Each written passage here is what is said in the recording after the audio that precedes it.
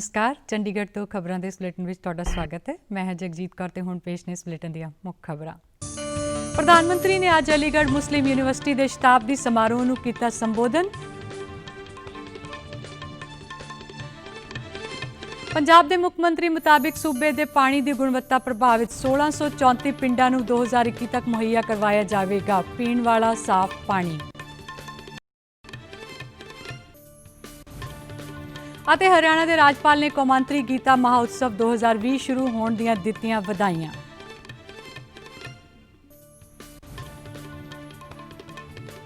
ते हुण खबरां विस्तार नाल। प्रधानमंत्री नरेंद्र मोदी ने अज अलीगढ़ मुस्लिम यूनिवर्सिटी के शताब्दी समारोह नूं संबोधन करदिआं कहा कि देश उस राह ते अगे वध रहा है जिथे हर नागरिक नूं बिना किसी भेदभाव तो विकास के सारे लाभ मिल सकणगे। प्रधानमंत्री ने इस मौके अपने संबोधन दौरान आत्म निर्भर भारत राहीं नवां भारत बनाउण लई एकजुट होण दी अपील की। उन्होंने कहा कि सरकार सबका साथ सबका विकास और सब दा विश्वास मंत्र ते काम कर रही है। आज उस मार्ग पर बढ़ रहा है जहां मजहब की वजह से कोई पीछे न छूटे, सभी को आगे बढ़ने के समान अवसर मिले, सभी अपने सपने पूरे करें। सबका साथ, सबका विकास, सबका विश्वास, ये मंत्र इसका मूल आधार है। देश की नीयत और नीतियों में यही संकल्प झलकता है। उन्होंने कहा कि अलीगढ़ मुस्लिम यूनिवर्सिटी मिनी भारत की तरह है। उन्होंने कहा कि यूनिवर्सिटी विच विभिन्नता ना सिर्फ यूनिवर्सिटी की सगों समुचे राष्ट्र की ताकत है। उन्होंने कहा कि सानू सारिਆਂ ਨੂੰ मिल के काम करना चाहिए है तां जो ये सुनिश्चित किया जा सके कि अलीगढ़ मुस्लिम यूनिवर्सिटी विच एक भारत श्रेष्ठ भारत की भावना हर दिन मजबूत होवे। लाइब्रेरी में कुरान के मैन्युस्क्रिप्ट है तो गीता रामायण के अनुवाद भी उतने ही सहज कर रखे गए हैं। ये विविधता एएमयू कैसे और एएमयू जैसे प्रतिष्ठित संस्थान की ही सिर्फ नहीं देश की भी ताकत है। हमें इस शक्ति को न भूलना है, न ही इसे कमजोर पड़ने देना है। एएमयू के कैंपस में एक भारत श्रेष्ठ भारत की भावना दिनों दिन मजबूत होती रहे, हमें मिलकर इसके लिए काम करना है। उन्होंने कहा कि सरकार ने स्वच्छ भारत अभियान शुरू किया और पिंडां ते बालड़ियां दे स्कूलों विच पखाने बनाए जिस नाल पढ़ाई विच ही छड्डण वालियां बच्चियां दी दर विच कमी आई है। प्रधानमंत्री ने कहा कि उर्दू अरबी और फारसी भाषावां ते इस यूनिवर्सिटी के इस्लामिक साहित्य की गई खोज समुची इस्लामिक दुनिया के नाल भारत के सांस्कृतिक संबंधां नूं नवीं ऊर्जा प्रदान करते हैं। उन्होंने कहा कि यूनिवर्सिटियां दीआं होर कई खूबियां भी दसियां और सरकार वल्लों सिक्ख्या खेत्र विच कीते जा रहे कामां, नवीं सिक्ख्या नीति आदि बारे भी चर्चा की। उन्होंने इस मौके एक डाक टिकट भी जारी किया। केंद्रीय सिक्ख्या मंत्री रमेश पोखरियाल निशंक ने वीडियो कॉन्फ्रेंसिंग राहीं इस प्रोग्राम विच शामिल किया। कोरोना वायरस संबंधी देश विच एक पासे टीकाकरण दीआं तैयारियां अपने आखिरी पड़ाव दे विच ने अते दूजे पासे ब्रिटेन विच कोरोना वायरस के नवे स्ट्रेन के चलदिआं ब्रिटेन तो आउण जाण वालीआं उड़ाणां ते पाबंदी लगा दी गई है अते ये पाबंदी 31 दिसंबर तक जारी रहेगी। केंद्र सरकार ने कहा कि ब्रिटेन विच पैदा स्थिति तो डरन अते घबराउण की जरूरत नहीं, भारत ने एहतियात वजों जरूरी कदम चुकण दीआं तैयारियां करन लईआं ने। ब्रिटेन विच कोविड के नवे स्ट्रेन की रोकथाम लई वड्डे पद्धर ते कोशिशां कीतियां जा रही ਅਤੇ सख्त लॉकडाउन शुरू कर दिता गया है। दुनिया के 30 तो वध मुल्कों ने ब्रिटेन नाल आवाजाही फिलहाल रोक दी है। उधर देश में कोरोना वायरस की बीमारी तो ठीक होने वालों की दर 95.65% हो गई है। पिछले 24 घंटिया दौरान 30,000 तो वध कोरोना पीड़ित सेहतयाब हुए हैं। सेहत मंत्रालय ने दस्सिया है कि ठीक होने वालों का आंकड़ा 96,36,000 तो वध हो गया है और मौजूदा समय में देश में कोरोना वायरस के एक्टिव मामले 2,92,000 ने। मंत्रालय वालों पिछले 24 घंटिया दौरान 19,556 मामले मिलने की पुष्टि हुई ਹੋਈ ਹੈ। ਮੰਤਰਾਲੇ ਨੇ ਕਿਹਾ ਹੈ ਕਿ ਟੈਸਟ, ਟਰੈਕ ਅਤੇ ਟ੍ਰੀਟ ਦੀ ਨੀਤੀ ਤਹਿਤ ਸਿਹਤਯਾਬ ਹੋਣ ਵਾਲਿਆਂ ਦੀ ਦਰ ਵਧੀ ਹੈ ਅਤੇ ਮੌਤ ਦਰ ਵਿੱਚ ਕਮੀ ਆਈ ਹੈ। ਚੰਡੀਗੜ੍ਹ ਵਿੱਚ ਵੀ ਕੋਰੋਨਾ ਦੇ ਨਵੇਂ ਮਾਮਲਿਆਂ ਦੀ ਗਿਣਤੀ ਵਿੱਚ ਕਮੀ ਦਰਜ ਕੀਤੀ ਗਈ ਹੈ। ਸ਼ਹਿਰ ਵਿੱਚ ਪਿਛਲੇ 24 ਘੰਟਿਆਂ ਦੌਰਾਨ ਕੋਰੋਨਾ ਵਾਇਰਸ ਦੇ 55 ਮਾਮਲੇ ਸਾਹਮਣੇ ਆਏ ਨੇ ਅਤੇ ਐਕਟਿਵ ਮਾਮਲਿਆਂ ਦੀ ਸੰਖਿਆ 399 ਹੋ ਗਈ ਹੈ। ਚੰਡੀਗੜ੍ਹ ਵਿੱਚ ਹੁਣ ਤੱਕ ਕੁੱਲ 18,400 ਕੋਰੋਨਾ ਪੀੜਤ ਸਿਹਤਯਾਬ ਵੀ ਹੋ ਚੁੱਕੇ ਨੇ। ਪੰਜਾਬ ਦੇ ਮੁੱਖ ਮੰਤਰੀ ਕੈਪਟਨ ਅਮਰਿੰਦਰ ਸਿੰਘ ਨੇ ਕਿਹਾ ਹੈ ਕਿ ਸੂਬੇ ਦੇ ਪਾਣੀ ਦੀ ਗੁਣਵੱਤਾ ਪ੍ਰਭਾਵਿਤ 1634 ਪਿੰਡਾਂ ਨੂੰ 2021 ਤੱਕ ਸਾਫ਼ ਪਾਣੀ ਪੀਣ ਵਾਲਾ ਮੁਹੱਈਆ ਕਰਵਾਇਆ ਜਾਵੇਗਾ।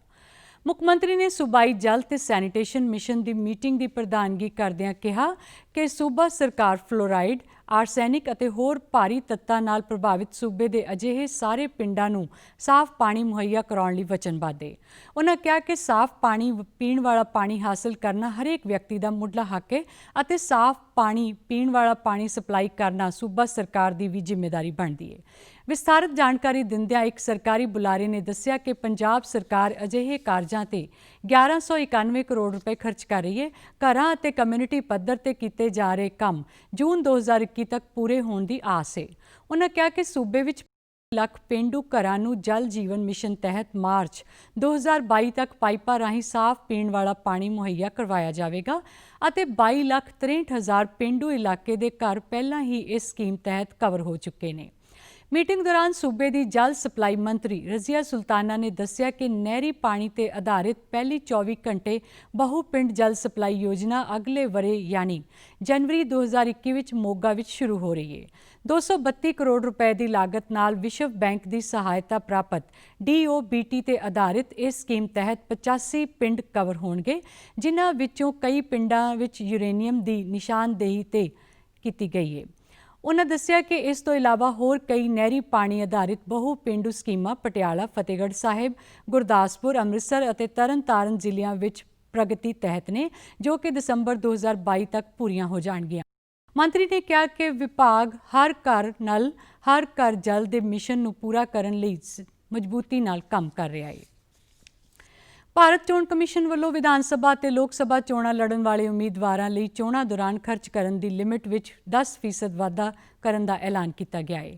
ਪੰਜਾਬ ਦੇ ਮੁੱਖ ਚੋਣ ਅਫਸਰ ਡਾਕਟਰ ਐਸ ਕਰੁਣਾ ਰਾਜੂ ਨੇ ਇਹ ਜਾਣਕਾਰੀ ਦਿੰਦਿਆਂ ਦੱਸਿਆ ਕਿ ਖਰਚ ਸੰਬੰਧੀ ਵਾਧਾ ਮੌਜੂਦਾ ਸਮੇਂ ਹੋ ਰਹੀਆਂ ਚੋਣਾਂ ਵਿੱਚ ਵੀ ਲਾਗੂ ਹੋਵੇਗਾ ਅਤੇ ਕਮਿਸ਼ਨ ਵੱਲੋਂ 2 ਮੈਂਬਰੀ ਕਮੇਟੀ ਵੀ ਬਣਾਈ ਗਈ ਹੈ। ਉਨ੍ਹਾਂ ਦੱਸਿਆ ਕਿ ਹੁਣ ਪੰਜਾਬ ਵਿੱਚ ਲੋਕ ਸਭਾ ਚੋਣ ਲੜਨ ਵਾਲੇ ਉਮੀਦਵਾਰ 70 ਲੱਖ ਰੁਪਏ ਦੀ ਥਾਂ ਤੇ 77 ਲੱਖ ਰੁਪਏ ਖਰਚ ਕਰ ਸਕਣਗੇ, ਜਦਕਿ ਵਿਧਾਨ ਸਭਾ ਚੋਣਾਂ ਲੜਨ ਵਾਲੇ ਉਮੀਦਵਾਰ 28 ਲੱਖ ਰੁਪਏ ਦੀ ਥਾਂ ਤੇ 30,80,000 ਰੁਪਏ ਖਰਚ ਕਰ ਸਕਣਗੇ। ਡਾਕਟਰ ਰਾਜੂ ਨੇ ਦੱਸਿਆ ਕਿ ਸਾਬਕਾ IRS ਅਤੇ DG ਇਨਵੈਸਟੀਗੇਸ਼ਨ ਹਰੀਸ਼ ਕੁਮਾਰ ਤੇ ਸਕੱਤਰ ਜਨਰਲ ਤੇ DG expenditure Umesh Sinha committee ਬਣਾਈ ਗਈ ਹੈ। ਇਹ ਕਮੇਟੀ ਹਰੇਕ ਸੂਬੇ ਵਿੱਚ ਵੋਟਰਾਂ ਦੀ ਗਿਣਤੀ ਅਤੇ ਉਸ ਅਨੁਪਾਤ ਵਿੱਚ ਆਉਣ ਵਾਲੇ ਖਰਚ ਦਾ ਅੰਦਾਜ਼ਾ ਲਗਾਵੇਗੀ। ਇਸ ਤੋਂ ਇਲਾਵਾ ਬੀਤੇ ਵਰ੍ਹਿਆਂ ਵਿੱਚ ਵਧੀ ਹੋਈ ਮਹਿੰਗਾਈ ਨਾਲ ਚੋਣ ਖਰਚਿਆਂ ਤੇ ਹੋਣ ਵਾਲੇ ਅਸਰ ਦਾ ਅੰਦਾਜ਼ਾ ਵੀ ਲਗਾਇਆ ਜਾਵੇਗਾ। ਰਾਜਨੀਤਿਕ ਪਾਰਟੀਆਂ ਅਤੇ ਆਮ ਲੋਕਾਂ ਤੋਂ ਇਸ ਸੰਬੰਧੀ ਇਤਰਾਜ਼ ਮੰਗੇਗੀ। ਉਨ੍ਹਾਂ ਦੱਸਿਆ ਕਿ ਇਹ ਕਮੇਟੀ ਹੋਰ ਸੰਭਾਵੀ ਸੰਬੰਧਿਤ ਵਿਸ਼ਿਆਂ ਦਾ ਵੀ ਮੁਲਾਂਕਣ ਕਰੇਗੀ ਅਤੇ ਕਮੇਟੀ ਵੱਲੋਂ ਆਪਣੀ ਰਿਪੋਰਟ ਗਠਨ ਤੋਂ 120 ਦਿਨਾਂ ਵਿੱਚ ਪੇਸ਼ ਕੀਤੀ ਜਾਵੇਗੀ। ਸੂਚਨਾ ਤੇ ਪ੍ਰਸਾਰਣ ਮੰਤਰਾਲੇ ਦੇ ਪੱਤਰ ਸੂਚਨਾ ਦਫ਼ਤਰ ਅਤੇ ਖੇਤਰੀ ਆਊਟਰੀਚ ਬਿਊਰੋ ਚੰਡੀਗੜ੍ਹ ਵੱਲੋਂ IISF 2020 ਵਿਗਿਆਨ ਤੇ ਆਤਮ ਨਿਰਭਰ ਭਾਰਤ ਵਿਸ਼ੇ ਤੇ ਇੱਕ ਵੈਬੀਨਾਰ ਕਰਵਾਇਆ ਗਿਆ। ਖੇਤਰੀ ਆਊਟਰੀਚ ਬਿਊਰੋ ਦੇ ਡਿਪਟੀ ਡਾਇਰੈਕਟਰ ਅਨੁਜ ਚਾਂਡਕ ਨੇ ਵੈਬੀਨਾਰ ਦੌਰਾਨ ਕਿਹਾ ਕਿ ਭਾਰਤ ਕੌਮਾਂਤਰੀ ਵਿਗਿਆਨ ਮਹਾਉਤਸਵ ਦਾ ਉਦੇਸ਼ ਨੌਜਵਾਨਾਂ ਨੂੰ 21ਵੀਂ ਸਦੀ ਦੇ ਹੁਨਰ ਵਿਕਸਿਤ ਕਰਨ ਅਤੇ ਵਿਦਿਆਰਥੀਆਂ ਨੂੰ ਵਿਗਿਆਨਕ ਖੇਤਰ ਵਿੱਚ ਖੋਜ ਤੇ ਕੰਮ ਕਰਨ ਲਈ ਉਤਸ਼ਾਹਿਤ ਕਰਨ ਵਿੱਚ ਮਦਦ ਕਰੇਗਾ। Vasudev Kutumbakam, which exhorts us now. We are using the science and technology to make us Atmanirbhar Bharat and for the use of the global welfare. The India International Science Platform is one of the initiatives by the government to showcase the progress being made by the Indian scientists in addressing the global challenges. The India International Science Festival was launched in 2015 and has become a much awaited annual event that celebrates science and technology and demonstrates how science could lead the country's progress. ਉਨ੍ਹਾਂ ਨੇ IISF ਦੇ ਵੱਖ-ਵੱਖ ਪਹਿਲੂਆਂ ਬਾਰੇ ਵਿਸਥਾਰਪੂਰਵਕ ਜਾਣਕਾਰੀ ਦਿੰਦਿਆਂ ਦੱਸਿਆ ਕਿ ਇਸ ਵਰ੍ਹੇ ਉਨ੍ਹਾਂ ਦੇ ਪ੍ਰੋਗਰਾਮ ਦੀ ਸੰਖਿਆ 28 ਤੋਂ ਵੱਧ ਕੇ 41 ਹੋ ਗਈ ਹੈ। CSIR, CSIO ਦੇ ਵਿਗਿਆਨਕ ਡਾਕਟਰ ਨਵਨੀਤ ਸਿੰਘ ਔਲਖ ਨੇ ਵੈਬੀਨਾਰ ਦੌਰਾਨ IISF ਦੇ ਲਈ ਕੀਤੇ ਜਾ ਰਹੇ ਕੰਮਾਂ ਦੀ ਜਾਣਕਾਰੀ ਦਿੰਦਿਆਂ ਦੱਸਿਆ ਕਿ CSIO ਇੱਕ ਅਜਿਹੀ ਸਕੀਮ ਬਣਾ ਰਹੀ ਹੈ ਜਿਸ ਤਹਿਤ science village 2020, national science teachers congress 2020, virtual visits to lab ਆਦਿ ਕਰਵਾਏ ਜਾਣਗੇ। We are able to pool our resources together. We are able to pool our synergy together so as to better serve our society and better serve our country. So this is our philosophy, that the network is the net worth. You know, we are always, our prime focus is that we always network. We try that our scientists should have constant interaction with all the academic institutes, with the industry, with the students, with the media, everywhere, so that there is a constant dissemination of whatever we are developing over here so that it can be put into a better use. It can be used to upgrade the skills. It can be used to motivate the students. ਉਨ੍ਹਾਂ ਕਿਹਾ ਕਿ ਵੱਧ ਉਤਪਾਦਨ ਲਈ ਵੱਖੋ ਵੱਖਰੇ ਸੰਗਠਨਾਂ ਵਿੱਚ ਤਾਲਮੇਲ ਅਹਿਮ ਹੈ, ਜੋ ਇਸ ਸੰਸਥਾ ਦੇ ਮੁੱਖ ਮਾਰਗਦਰਸ਼ਕ ਸਿਧਾਂਤਾਂ ਵਿੱਚੋਂ ਇੱਕ ਹੈ। ਡਾਕਟਰ ਔਲਖ ਨੇ ਪਿਛਲੇ ਕੁਝ ਮਹੀਨਿਆਂ ਵਿੱਚ ਵਿਕਸਿਤ ਵੱਖ-ਵੱਖ ਸਵਦੇਸ਼ੀ ਤਕਨੀਕਾਂ ਬਾਰੇ ਵੀ ਜਾਣਕਾਰੀ ਦਿੱਤੀ, ਜਿਨ੍ਹਾਂ ਨਾਲ ਕਰੋਨਾ ਵਾਇਰਸ ਨਾਲ ਜੰਗ ਵਿੱਚ ਮੁੱਢਲੀ ਕਤਾਰ ਵਿੱਚ ਕੰਮ ਕਰਨ ਵਾਲਿਆਂ ਅਤੇ ਆਮ ਲੋਕਾਂ ਨੂੰ ਫਾਇਦਾ ਹੋ ਸਕੇ। ਵੈਬੀਨਾਰ ਦੌਰਾਨ ਕਈ ਸੂਚਨਾ ਤੇ ਪ੍ਰਸਾਰਣ ਮੰਤਰਾਲੇ ਦੇ ਅਧਿਕਾਰੀਆਂ ਅਤੇ ਵੱਖ-ਵੱਖ ਸਕੂਲਾਂ ਦੇ ਵਿਦਿਆਰਥੀਆਂ ਵੱਲੋਂ ਵੀ ਹਿੱਸਾ ਲਿਆ ਗਿਆ। ਕੋਵਿਡ-19 ਕਾਰਨ ਲਾਕਡਾਊਨ ਤੋਂ ਬਾਅਦ ਰੇਹੜੀ ਫੜੀ ਵਾਲੇ ਛੋਟੇ ਦੁਕਾਨਦਾਰਾਂ ਨੂੰ ਆਪਣਾ ਕੰਮ ਸ਼ੁਰੂ ਕਰਨ ਲਈ ਕੇਂਦਰ ਸਰਕਾਰ ਨੇ ਪ੍ਰਧਾਨ ਮੰਤਰੀ ਸਵਨਿਧੀ ਯੋਜਨਾ ਦੀ ਕੀਤੀ। ਪ੍ਰਧਾਨ ਮੰਤਰੀ ਸਵਨਿਧੀ ਯੋਜਨਾ ਤਹਿਤ ਸੜਕ ਕਿਨਾਰੇ ਕੰਮ ਕਰਨ ਵਾਲੇ ਲੋਕਾਂ ਨੂੰ 10,000 ਰੁਪਏ ਦਾ ਕਰਜ਼ਾ ਆਸਾਨ ਕਿਸ਼ਤਾਂ ਤੇ ਦਿੱਤਾ ਜਾਂਦਾ ਹੈ। ਇਸ ਯੋਜਨਾ ਤਹਿਤ 2022 ਤੱਕ ਸਰਕਾਰ ਨੇ 50 ਲੱਖ ਤੋਂ ਵੱਧ ਰੇਹੜੀ ਫੜੀ ਵਾਲਿਆਂ ਨੂੰ ਕਰਜ਼ਾ ਮੁਹੱਈਆ ਕਰਵਾਉਣ ਦਾ ਟੀਚਾ ਮਿਥਿਆ ਹੈ। ਚੰਡੀਗੜ੍ਹ ਵਿੱਚ ਵੀ ਇਸ ਸਕੀਮ ਤਹਿਤ ਛੋਟੇ ਦੁਕਾਨਦਾਰਾਂ ਨੂੰ ਲਾਭ ਮਿਲ ਰਿਹਾ ਹੈ। ਬਾਪੂ ਧਾਮ ਕਲੋਨੀ ਵਿੱਚ ਛੋਲੇ ਭਟੂਰਿਆਂ ਦਾ ਕੰਮ ਕਰਨ ਵਾਲੇ ਰਾਕੇਸ਼ ਚੰਦ ਪਾਂਡੇ ਨੇ ਵੀ ਇਸ ਸਕੀਮ ਤਹਿਤ ਕਰਜ਼ਾ ਹਾਸਲ ਕੀਤਾ ਅਤੇ ਉਸਨੇ DD ਨਿਊਜ਼ ਚੰਡੀਗੜ੍ਹ ਨਾਲ ਗੱਲਬਾਤ ਦੌਰਾਨ ਦੱਸਿਆ ਕਿ ਇਸ ਸਕੀਮ ਰਾਹੀਂ ਉਸ ਜਿਹੇ ਛੋਟੇ ਦੁਕਾਨਦਾਰਾਂ ਨੂੰ ਜਿਹੜੀ ਮਦਦ ਮਿਲੀ ਹੈ, ਉਸ ਕਾਰਨ ਉਹ ਬਹੁਤ ਸੌਖਾ ਕੰਮ ਕਰ ਰਿਹਾ ਹੈ, ਜਿਸ ਲਈ ਉਸਨੇ ਕੇਂਦਰ ਸਰਕਾਰ ਦਾ ਧੰਨਵਾਦ ਕੀਤਾ। उससे हमें बहुत फ़ायदा हुआ, हमारा काम बंद हो गया था, काम चालू कर दिया 10,000 लोन से पा करके, फ़ायदा तो हुए है। शुक्रिया अदा करें भाई, लोन मिला, काम चला गए, अभी तो हमारा काम चल गया, दाल रोटी चलने लगी ना। बहुत जी धन्यवाद। ਪ੍ਰਧਾਨ ਮੰਤਰੀ ਸਵਨਿਧੀ ਸਕੀਮ ਤਹਿਤ ਕਰਜ਼ਾ ਸਮੇਂ ਸਿਰ ਮੋੜਨ ਵਾਲਿਆਂ ਨੂੰ ਵਿਆਜ ਵਿੱਚ ਸਬਸਿਡੀ ਵੀ ਦਿੱਤੀ ਜਾਂਦੀ ਹੈ ਅਤੇ ਪਹਿਲਾ ਕਰਜ਼ਾ ਸਮੇਂ ਸਿਰ ਮੋੜਨ ਵਾਲੇ ਵੱਧ ਕਰਜ਼ਾ ਲੈਣ ਦੇ ਹੱਕਦਾਰ ਬਣ ਜਾਂਦੇ ਨੇ। ਹਰਿਆਣਾ ਦੇ ਰਾਜਪਾਲ ਸਤਿਆਦੇਵ ਨਾਰਾਇਣ ਆਰਿਆ ਨੇ ਕਿਹਾ ਕਿ ਭਗਵਾਨ ਸ਼੍ਰੀ ਕ੍ਰਿਸ਼ਨ ਵੱਲੋਂ ਕੁਰੂਕਸ਼ੇਤਰ ਵਿੱਚ ਦਿੱਤਾ ਗਿਆ ਗੀਤਾ ਦਾ ਦਿਵ ਸੰਦੇਸ਼ ਨਿਸ਼ਕਾਮ ਕਰਮ ਦਾ ਇੱਕ ਅਜਿਹਾ ਦਰਸ਼ਨ ਹੈ ਜੋ ਰਾਸ਼ਟਰ, ਸਮਾਜ ਅਤੇ ਮਨੁੱਖ ਦੇ ਕਲਿਆਣ ਤੇ ਤਰੱਕੀ ਦਾ ਆਧਾਰ ਹੈ। ਰਾਜਪਾਲ ਨੇ ਇਸ ਬਾਰੇ ਦੇ ਕੌਮਾਂਤਰੀ ਗੀਤਾ ਮਹਾਉਤਸਵ ਦੇ ਉਦਘਾਟਨ ਮੌਕੇ ਕੁਰੂਕਸ਼ੇਤਰ ਯੂਨੀਵਰਸਿਟੀ ਵਿੱਚ ਕਰਵਾਏ ਵੈਬੀਨਾਰ ਨੂੰ ਹਰਿਆਣਾ ਰਾਜ ਭਵਨ ਚੰਡੀਗੜ੍ਹ ਤੋਂ ਵਰਚੁਅਲ ਰੂਪ ਵਿੱਚ ਸੰਬੋਧਨ ਕਰਦਿਆਂ ਇਹ ਗੱਲ ਆਖੀ।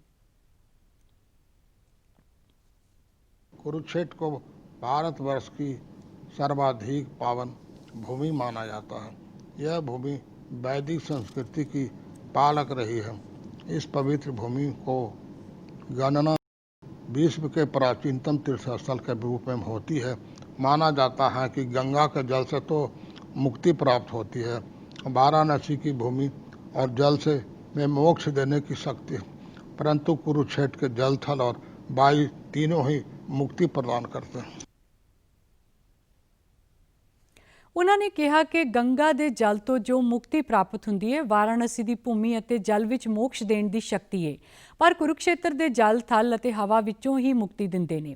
ਰਾਜਪਾਲ ਨੇ ਕਿਹਾ ਕਿ ਇਸ ਵਾਰ ਗੀਤਾ ਮਹੋਤਸਵ ਨੂੰ ਆਨਲਾਈਨ ਮਨਾਉਣ ਨਾਲ ਨਾ ਸਿਰਫ ਭਾਰਤ ਸਗੋਂ ਵਿਦੇਸ਼ਾਂ ਵਿੱਚ ਰਹਿੰਦੇ ਲੱਖਾਂ ਕਰੋੜਾਂ ਲੋਕ ਵੀ ਇਸ ਨਾਲ ਜੁੜਨ ਦਾ ਆਨੰਦ ਲੈ ਰਹੇ ਨੇ।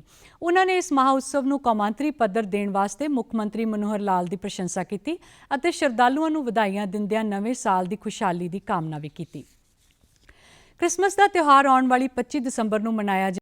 ਕ੍ਰਿਸਮਸ ਦੇ ਸਬੰਧ ਵਿੱਚ ਅੱਜ ਚੰਡੀਗੜ੍ਹ ਦੇ ਐਡਵੋਕੇਟ ਸੁਸਾਇਟੀ ਵੱਲੋਂ ਸਮਾਜਿਕ ਤੌਰ ਤੇ ਕਮਜ਼ੋਰ ਬੱਚਿਆਂ ਲਈ ਕੰਮ ਕਰਨ ਵਾਲੀ ਸਮਾਜ ਸੇਵੀ ਰੀਤੂ ਗਰਗ ਨੇ ਇੱਕ ਖਾਸ ਪ੍ਰੋਗਰਾਮ ਕਰਵਾਇਆ। ਰੀਤੂ ਗਰਗ ਨੇ ਕਿਹਾ ਕਿ ਕ੍ਰਿਸਮਸ ਦਾ ਤਿਉਹਾਰ ਸਭ ਲਈ ਖੁਸ਼ੀ ਦਾ ਤਿਉਹਾਰ ਹੈ ਅਤੇ ਸਮਾਜ ਦੇ ਹੋਰ ਵਰਗਾਂ ਦੀ ਤਰ੍ਹਾਂ ਕਮਜ਼ੋਰ ਗਰੀਬ ਵਰਗ ਦੇ ਬੱਚਿਆਂ ਨੂੰ ਵੀ ਇਹ ਤਿਉਹਾਰ ਖੁਸ਼ੀਆਂ ਨਾਲ ਮਨਾਉਣ ਦਾ ਮੌਕਾ ਮਿਲਣਾ ਚਾਹੀਦਾ ਹੈ, ਜਿਸ ਲਈ ਉਹਨਾਂ ਨੇ ਕ੍ਰਿਸਮਸ ਸੰਬੰਧੀ ਇਹ ਖਾਸ ਉਪਰਾਲਾ ਕੀਤਾ।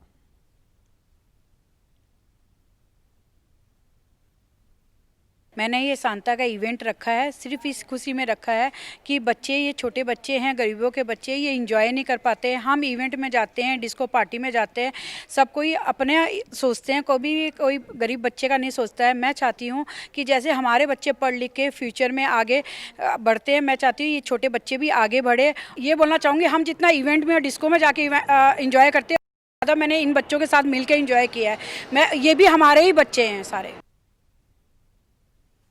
इस मौके केक कटिया गया, बच्चों ਨੂੰ ਸੈਂਟਾ ਕਲੌਜ਼ ਵੱਲੋਂ ਤੋਹਫੇ ਦਿੱਤੇ ਗਏ। ਨਾਚ ਤੇ ਮਸਤੀ ਕਰਦਿਆਂ ਗਰੀਬ ਜ਼ਰੂਰਤਮੰਦ ਬੱਚਿਆਂ ਨਾਲ ਕ੍ਰਿਸਮਸ ਦੀਆਂ ਖੁਸ਼ੀਆਂ ਸਾਂਝੀਆਂ ਕੀਤੀਆਂ ਗਈਆਂ। ਕੋਵਿਡ-19 ਦਾ ਖਤਰਾ ਅਜੇ ਟਲਿਆ ਨਹੀਂ, ਇਸ ਲਈ ਸਭ ਨੂੰ ਬੇਨਤੀ ਹੈ ਕਿ ਬਾਹਰ ਜਾਣ ਵੇਲੇ ਮਾਸਕ ਜ਼ਰੂਰ ਪਾ ਕੇ ਰੱਖੋ, ਜ਼ਰੂਰੀ ਸਮਾਜਿਕ ਦੂਰੀ ਬਣਾ ਕੇ ਰੱਖੋ ਅਤੇ ਆਪਣੇ ਹੱਥ ਬਾਰ-ਬਾਰ ਸਾਬਣ ਨਾਲ ਧੋਵੋ ਜਾਂ ਸੈਨੀਟਾਈਜ਼ਰ ਦੀ ਵਰਤੋਂ ਕਰੋ। ਸਮੁੱਚੀ ਮਾਨਵ ਜਾਤੀ ਨੂੰ ਆਪਣੇ ਕਲਾਵੇ ਵਿੱਚ ਲੈ ਚੁੱਕਿਆ ਹੈ ਅਤੇ ਟੀਕਾ ਜਾਂ ਦਵਾਈ ਉਪਲਬਧ ਹੋਣ ਤੱਕ ਕੋਰੋਨਾ ਮਹਾਮਾਰੀ ਖਿਲਾਫ ਮਨੁੱਖਤਾ ਦੀ ਜੰਗ ਜਾਰੀ ਹੈ। ਅਜਿਹੇ ਸਮੇਂ ਸਭ ਤੋਂ ਜ਼ਰੂਰੀ ਹੈ ਸਾਵਧਾਨੀ ਅਤੇ ਬਚਾਅ। ਫੇਸ ਮਾਸਕ ਕੋਰੋਨਾ ਤੋਂ ਰੋਕਥਾਮ ਦਾ ਸਭ ਤੋਂ ਪ੍ਰਭਾਵਸ਼ਾਲੀ ਤਰੀਕਾ ਸਾਬਤ ਹੋਇਆ ਹੈ। ਵਿਸ਼ਵ ਸਿਹਤ ਸੰਗਠਨ ਅਤੇ ਮਾਹਰਾਂ ਦੀ ਖੋਜ ਦਾ ਵੀ ਇਹੋ ਨਤੀਜਾ ਹੈ ਕਿ ਮੂੰਹ ਅਤੇ ਨੱਕ ਨੂੰ ਚੰਗੀ ਤਰ੍ਹਾਂ ਢੱਕ ਕੇ ਕੋਰੋਨਾ ਲਾਗ ਨੂੰ ਘੱਟ ਕੀਤਾ ਜਾ ਸਕਦਾ ਹੈ। बिना मास्क या फेस कवर के घर से बाहर निकलने की अभी कल्पना करना भी सही नहीं है। ये जितना खुद उस व्यक्ति के लिए खतरनाक है, उतना ही उसके आसपास के लोगों के लिए भी। ਕੋਰੋਨਾ ਤੋਂ ਬਚਾਅ ਲਈ ਮਾਸਕ ਪਾਉਣ ਦੇ ਨਾਲ ਹੀ ਇਹ ਵੀ ਜ਼ਰੂਰੀ ਹੈ ਕਿ ਮਾਸਕ ਨੂੰ ਸਹੀ ਤਰੀਕੇ ਨਾਲ ਪਾਇਆ ਜਾਵੇ। ਬਹੁਤ ਲੋਕ ਮਾਸਕ ਨਾਲ ਨੱਕ ਅਤੇ ਮੂੰਹ ਨੂੰ ਸਹੀ ਢੰਗ ਨਾਲ ਨਹੀਂ ਢੱਕਦੇ, ਜਿਸ ਨਾਲ ਲਾਗ ਦਾ ਖਤਰਾ ਬਣਿਆ ਰਹਿੰਦਾ ਹੈ। ਤੁਸੀਂ ਵੀ ਡੀਡੀ ਨਿਊਜ਼ ਦੀ ਖਾਸ ਮੁਹਿੰਮ ਮਾਸਕ ਅਪ ਇੰਡੀਆ ਨਾਲ ਜੁੜੋ। ਮਾਸਕ ਪਾਓ ਅਤੇ ਆਪਣੇ ਮੂੰਹ ਅਤੇ ਨੱਕ ਨੂੰ ਚੰਗੀ ਤਰ੍ਹਾਂ ਢੱਕੋ। ਆਪਣੇ ਪਰਿਵਾਰ ਦੇ ਮੈਂਬਰਾਂ ਅਤੇ ਦੋਸਤਾਂ ਨੂੰ ਮਾਸਕ ਪਾਉਣ ਲਈ ਕਹੋ। ਕੋਰੋਨਾ ਨੂੰ ਹਰਾਉਣਾ ਹੈ, ਮਾਸਕ ਜ਼ਰੂਰ ਲਗਾਉਣਾ ਹੈ। Mask up India. Mask up India.